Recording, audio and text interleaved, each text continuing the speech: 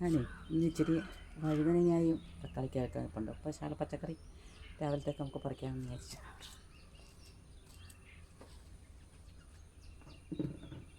അപ്പോൾ ഈ വഴുതനങ്ങ എല്ലാം മാറി വരുന്നുണ്ട് കേട്ടോ.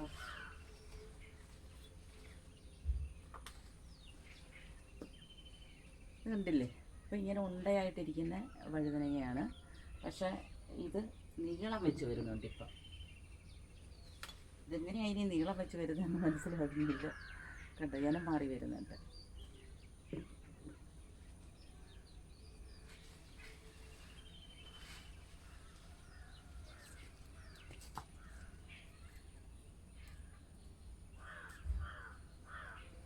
അതുകൊണ്ട് തക്കാളിക്കായും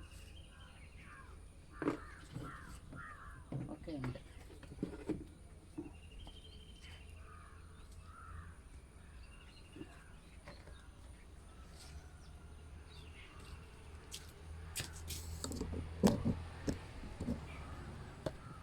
ഇതെന്തെങ്കിലും വെണ്ടയ്ക്ക കൂടെ പറിക്കാം.